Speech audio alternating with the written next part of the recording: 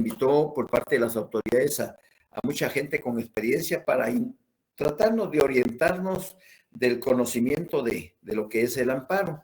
Entonces, por eso es que ustedes van a encontrar ahí el nombre del expositor, que es Manuel Mexicanos Jiménez, cuando él nos proporcionó en esa oportunidad estas diapositivas. Yo le pedí autorización, vea, doctor, yo pues voy a impartir el curso de Derecho y si me permite usted que ese material llegue a manos de los... No tenga pena, profesor, con mucho gusto, hágalo. Y por eso es que les traslado este material de las incidencias procesales del amparo, y lo único que le saqué fueron solo 75 preguntas, ¿ya? Para que ustedes se retroalimenten con lo que ya saben, ¿ya? Así es de que el viernes, Dios mediante, en horas de la mañana, espero subirles la comprobación de lectura para que el fin de semana ustedes lo impriman, lo bajen, lo impriman y ya lo tengan en su folder con su fasteners bien ordenadito y trasladar sus 75 preguntas al texto paralelo.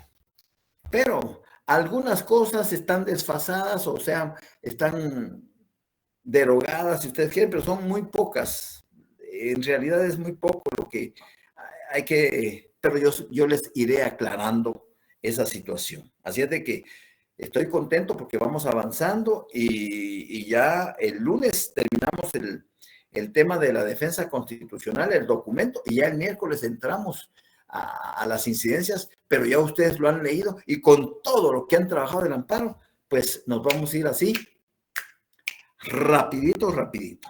Bueno, hoy por favor, entonces, de su comprobación de lectura, página 1, página 2, página 3, página 4, página 5, y nos quedamos en la sexta página, sexta hoja, pues, que dice en la literal C, sociales, régimen constitucional de los partidos.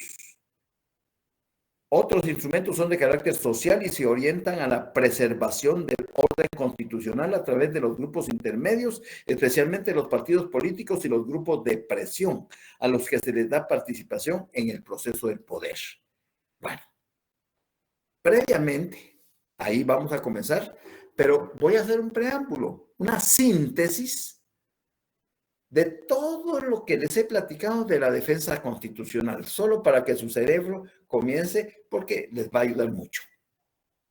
Cuando comenzamos a hablar de la defensa de la Constitución, nos ubicamos en la posición del mexicano Héctor Fix Zamudio.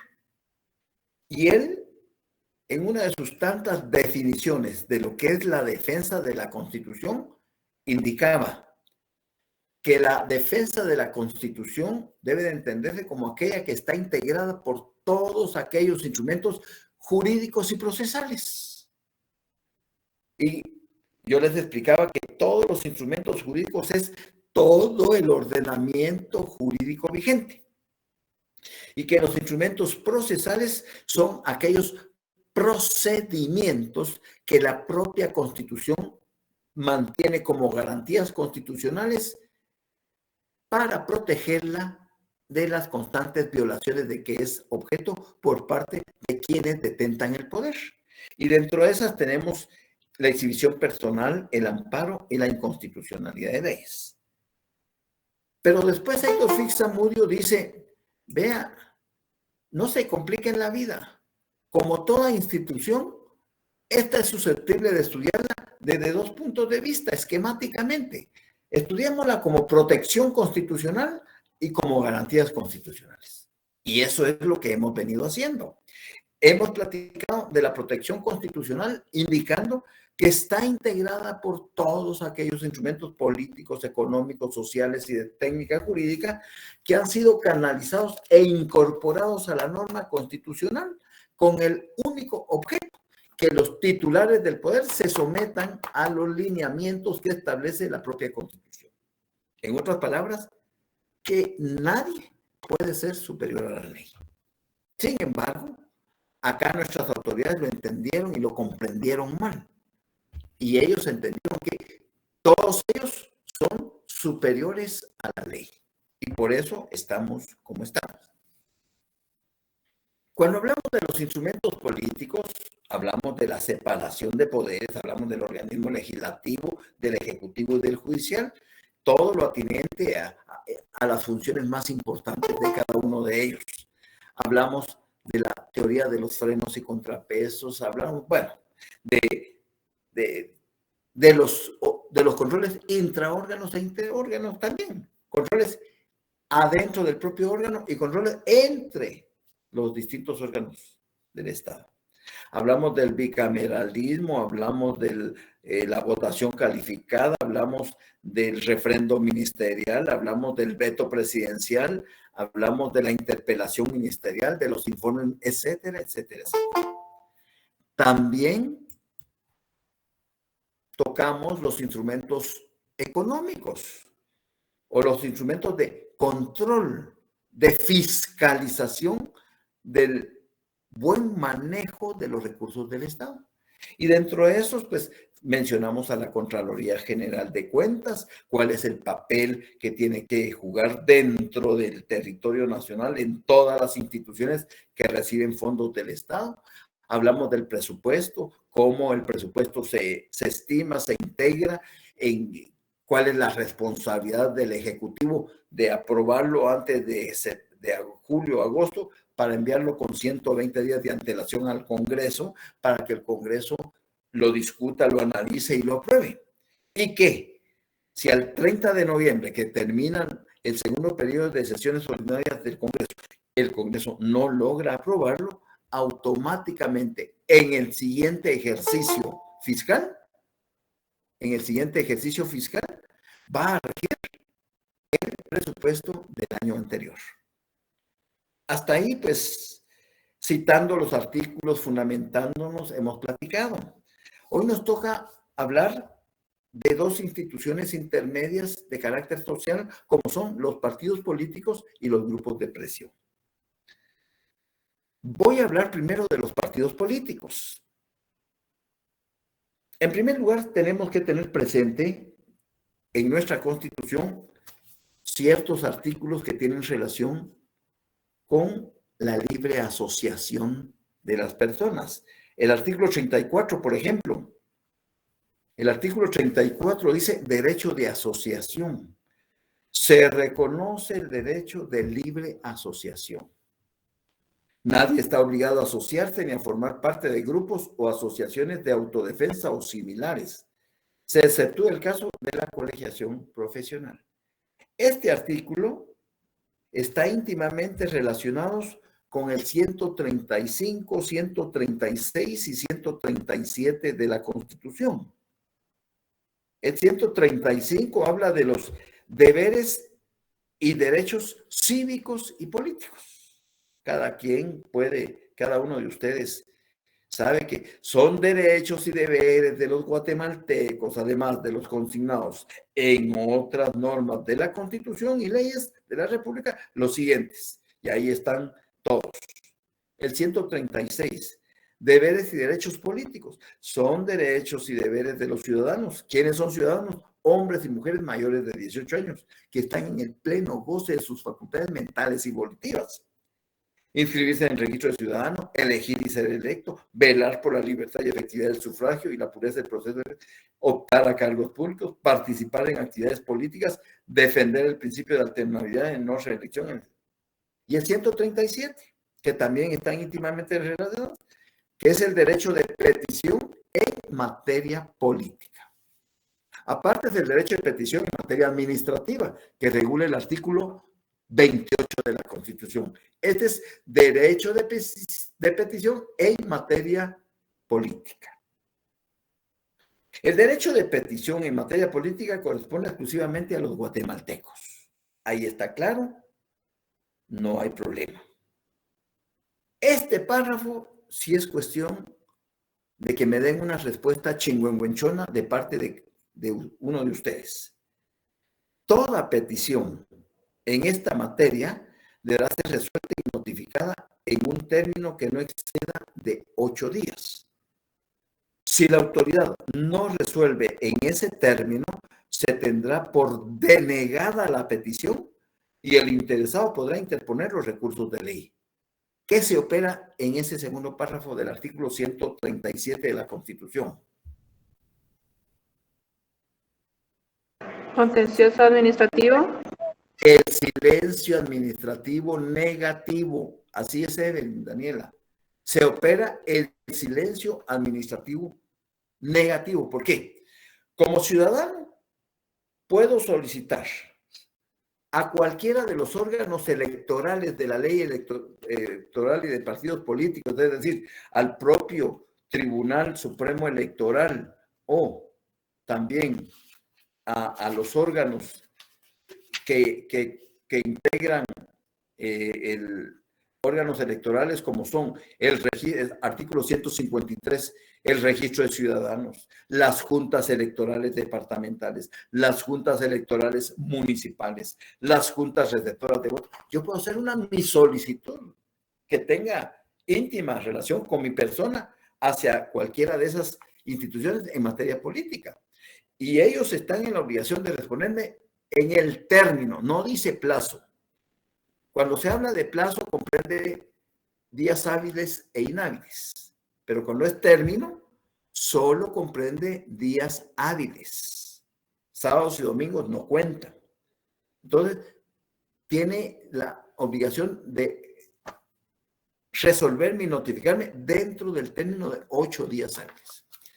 Si no lo hace, como ciudadano debo de entender que se operó el silencio administrativo negativo. ¿Por qué?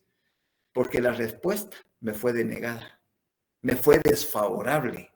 Así me notifiquen dentro de 22 o 23 días, yo ya debo de entender que esta no fue favorable a mis intereses. Fue desfavorable.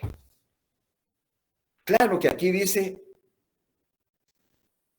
que el interesado podrá interponer los recursos de ley, pero yo no puedo interponer un recurso de ley si previamente no se me ha resuelto.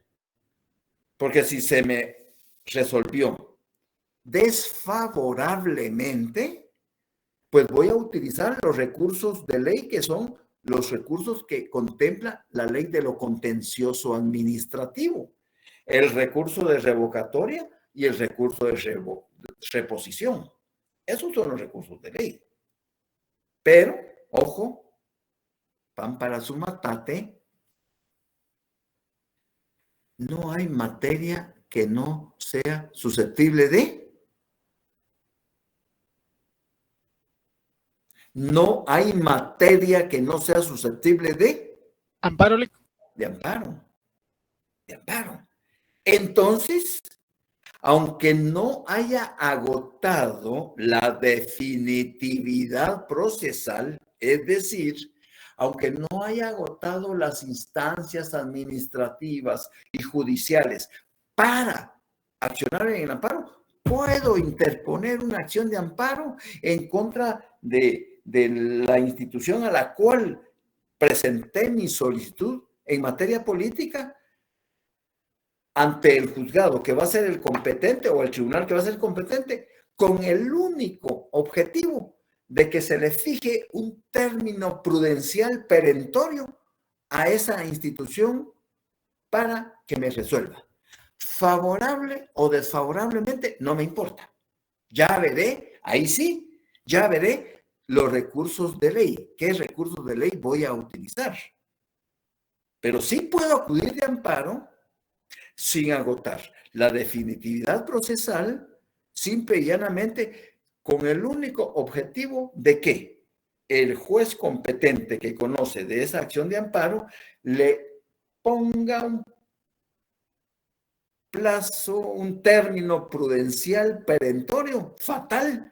Usted, señor registrador de ciudadanos, del registro de ciudadanos del Tribunal Supremo, tiene 3 días para resolver y notificarle al interesado. Punto.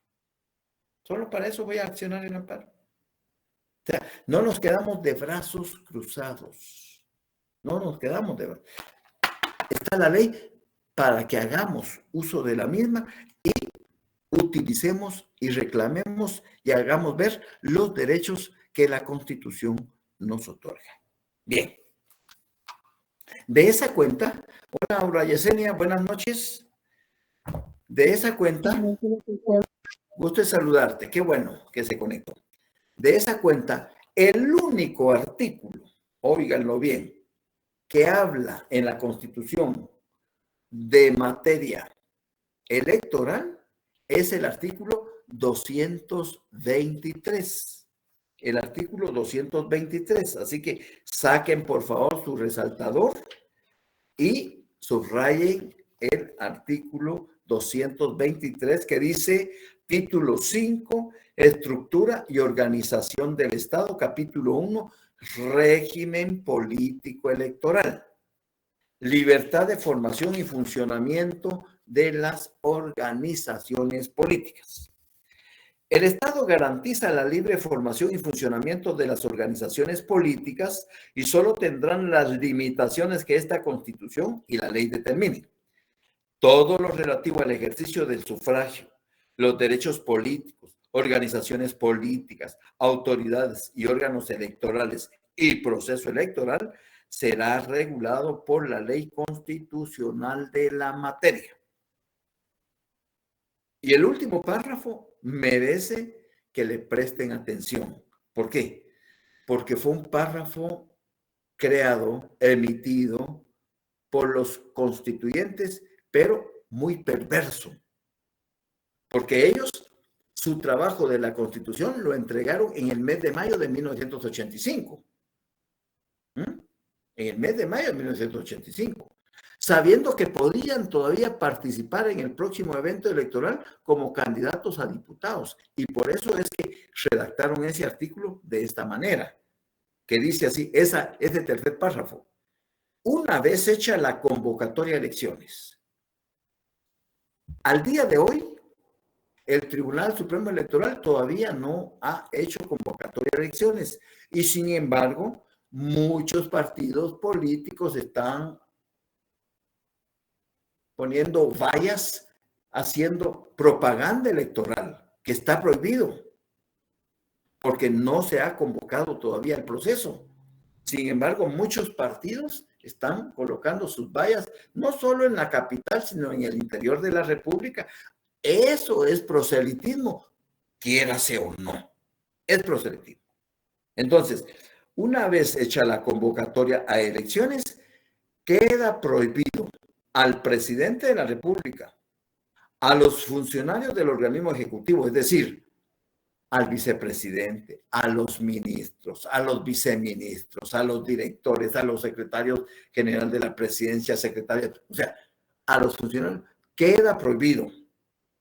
A los alcaldes y a los funcionarios municipales, es decir, al consejo municipal, a los síndicos, a los concejales, no deben de hacer propaganda. Hacer propaganda respecto de las obras y actividades realizadas. Hay una prohibición, pero vean lo perverso. Los diputados sí están facultados para hacer propaganda.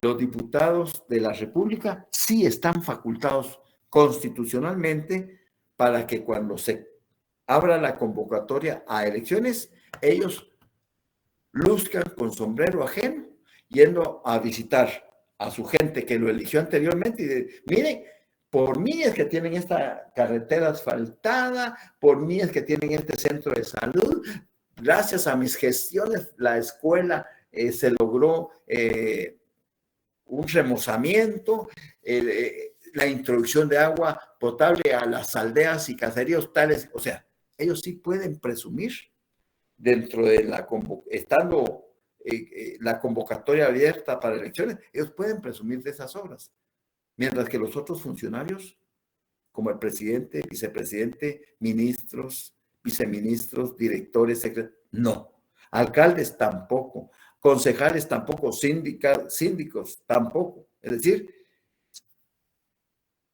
solo los diputados se brindaron bien ese derecho. Creo que fue un abuso de poder de parte de ellos, pero así hicieron la Constitución. Entonces, como estamos hablando de los partidos políticos, ¿qué es un partido político? Veamos nuestra ley en el artículo 18 de la Ley Electoral y de Partidos Políticos. Ahí define lo que es un partido político.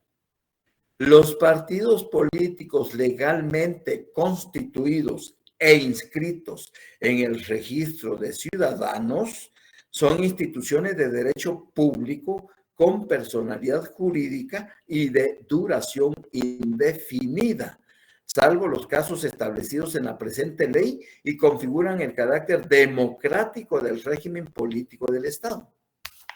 Es decir, en la actualidad hay 25 partidos legalmente inscritos.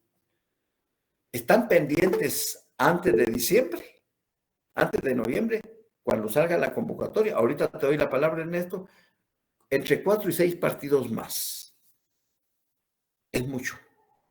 Y si ustedes me dicen, ¿y quiénes son los propietarios reales de esos 25 partidos? Yo les diría, los señores del CACIF. Y alguno que otro narcotraficante, ¿verdad? Y alguno que otro lavador de dineros. Ellos son los verdaderos dueños reales del partido, de cualquiera de esos 25 partidos. Ernesto Caballeros, dime. Buenas noches. Mi pregunta es si usted ha tenido conocimiento sobre algún partido político constituido ilegalmente. No, porque, es decir, no pueden haber partidos de hecho. Es decir, si nos vamos a la historia, si nos retrotraemos a la historia de nuestro país, el único partido político que funcionaba ilegalmente era el PGT. Pero estoy hablando en la época del 1945 hacia el 55 por ahí.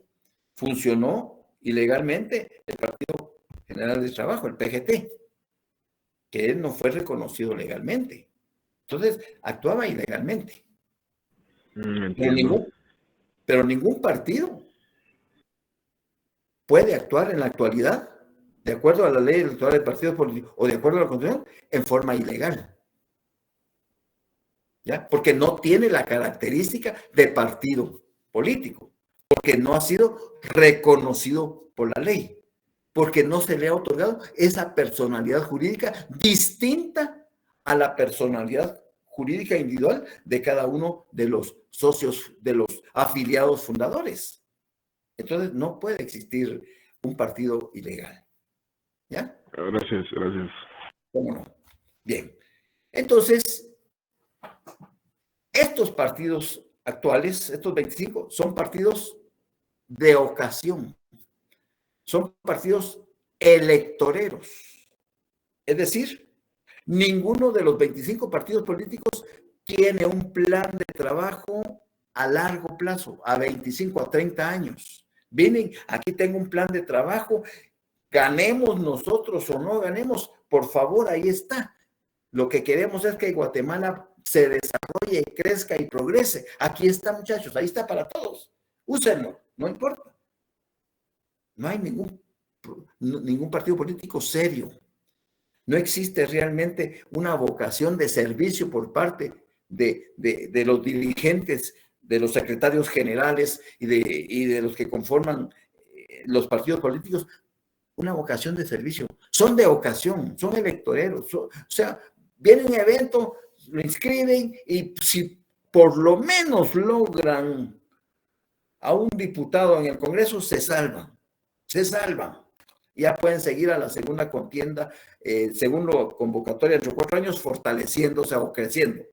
Pero si no logran ni siquiera una curul, ese partido tiende a cancelarse por mandato de la ley electoral y de partidos políticos.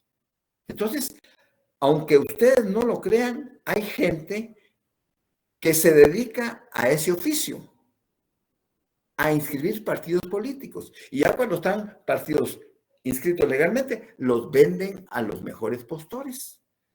Y estoy seguro que de los 25 pertenecen a todo el CACIF. Porque esa es la tendencia. Proteger a la clase económicamente dominante. Y si se protege a la clase económicamente dominante, se va a proteger a la clase política y a la clase militar. Y ahora pues ya se agregan la clase narcotraficante y la clase tacatacatán. ¿Ya? Entonces, no nos preocupemos por ello. Nosotros, lamentablemente, participamos de una forma pasiva, emitiendo nuestro sufragio en forma secreta y personal, pero alternativas posibles de solución a la problemática nacional no las hay. No las hay. Definitivamente no las hay. Bueno, eso, el partido político lo que quiere es el poder, punto. Los grupos de presión no. A los grupos de presión no les interesa en lo más mínimo el poder. Los grupos de presión no están regulados en ninguna ley. Estos surgen en forma emergente, simultánea, con ocasión de que alguna autoridad tomó una resolución o una acción que afecta intereses de determinado gremio. Y ese gremio, al verse afectado, se une espontáneamente y comienza a hacer presión en contra de esa autoridad hasta que desista de la acción tomada. Una vez resuelto el problema, el grupo de presión se disuelve automáticamente. Ustedes han visto en la televisión, en los noticieros, cuando un grupo de amas de casa o vecinos de determinada colonia, pues cierran el ingreso y el egreso de la colonia, ponen unas grandes tetuntes, queman llantas y para que lleguen los medios de comunicación al entrevistarlos, mire, llevamos 12 días sin recibir una gota de agua de parte de la municipalidad de Empagua, etc. Y ya se comienza y se coarta, por supuesto, porque atentan contra el derecho a la libre locomoción. ¿Ya? Ya llega la Policía Nacional Civil a tratar de que no hayan problemas con los que quieren salir, con los que quieren entrar y con los que no los dejan ni entrar ni salir. Luego ya llega a oídos de las autoridades municipales de Empagua y ya mandan a delegados y comienza la negociación. Y miren, no se preocupen, el día de hoy les estamos enviando 10 pipas para que en cada casa tengan un tonel y mientras resolvemos el problema es que tuvimos que tal. Una vez resuelto el problema, ya no hay presión. Ya no hay presión. Entonces, al grupo de presión es un grupo emergente, es un grupo social, se le da participación dentro del proceso. Cuando a los médicos, al personal sanitario no se le cancelaban, pasaban 6 o 8 meses en la pandemia, ellos tuvieron que salir y presionar al ministro, al presidente, al final que solventaron su situación. Grupo de presión. ¿Ya? Cuando Joviel va a ratificar o a negociar el nuevo pacto de condiciones de trabajo, pues, convoca a todo el magisterio nacional y ahí se reúnen en el Ministerio de Educación y de ahí se vienen caminando, se van al palacio, o sea, miles y miles de maestros, grupo de presión. Es decir, está demostrándole al ministro, al presidente, mire la fuerza que tengo. Si es de que, por favor, negociemos y en mis condiciones, no en las condiciones de ustedes. Grupo de presión. Así de sencillo. Esos son grupos intermedios. Por respeto, no por haraganería. Yo puedo seguir hasta las 8, pero alguien que está escuchando, ¿tiene examen hoy? ¿Alguno? Sí, licenciado. Sí, licenciado, gracias. Sí, licenciado. Sí, licenciado. Bueno, entonces voy a darles 5 minutos si es que tienen alguna duda en relación a lo expuesto. Si tienen alguna duda o dudas en relación a preguntas, les puedo dar unos 5 minutos. Darlene, buenas noches, ¿cómo estás? Darlene Johanna. Buenas noches, Lic. Todo claro, muchas gracias. Muy bien, muchas gracias. Si no hay preguntas, los dejo descansar. Tómense su tacita de café, relajen, hagan respiraciones. Guarden el contenido del aire unos 10 segundos, lo van sacando poco a poco. Otra vez, 15 segundos, lo sacan otra vez, 20 segundos, hasta llegar a los 30 segundos. Eso los va a balancear, porque ahorita con la presión su cerebro se llena de mucho cortisol, una hormona que pone la cabezota y no, el examen es para disfrutarlo. ¿De qué se van a? Pregunta 12 de la hoja de trabajo 3. Bueno, le voy a dar respuesta a eso. Pregunta 12 de la hoja. Si alguien tiene la respuesta, que me ayude. Hoja de trabajo 3, pregunta 12. Si usted compara el artículo 14 de la ley original que regula la competencia de los jueces de primera instancia y lo confronta con el artículo 5 del auto acordado 1/2013, ¿cuál cree que es la única institución que no regula el auto acordado y por qué? La Administración de Rentas. Porque ya no existe. Desapareció los administradores de rentas. ¿Alguna otra? Buenas noches, Lic. Buenas noches. Lic, fíjese que yo tengo una duda. Sí. La hoja de trabajo número 4, la pregunta 1, la respuesta es principio de indefinidad. Que es Para el ir a artículo los 19. casos establecidos en esta ley deben previamente agotarse los recursos ordinarios, judiciales y administrativos por cuyo medio se ventilan adecuadamente los asuntos de conformidad con el principio del debido proceso. Este es el requisito previo para la jurisprudencia de amparo, conocido como definitividad procesal. Ah, ok. Eso está en el artículo 10, literal H, y artículo 19. Ah, ok. Gracias. Es que lo Muy estaba bien. confundiendo con la pregunta 6. Muy bien, correcto. Gracias. Bueno, si ya no hay más preguntas, les deseo un feliz fin de semana. Tengo dudas con la pregunta 4 de la hoja número 5.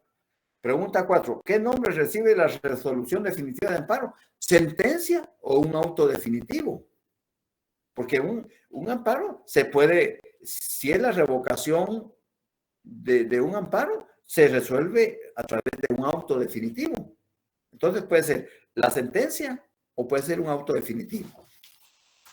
Muy bien. Bueno, el viernes, si Dios nos permite, le subo la segunda comprobación de lectura, las incidencias procesales del amparo, con sus apenas 75 preguntas. ¿Ya? Así es de que les mando un abrazo. Descansen, que tengan una feliz noche y un feliz fin de semana. Patricio, que sigas mejor, ¿de acuerdo? Feliz noche, Lic. Gracias, licenciado. Buenas noches, licenciado. Feliz noche. Feliz noche, licenciado. Feliz noche, Lic. Buenas noches para todos y todas. Feliz noche, Lic. Buenas noches, gusto de saludarles. Feliz noche, Lic. Cuídese mucho. Buenas Feliz noche, Lic Solares. Que descanse. Igualmente, Saúl Fernando, un abrazo.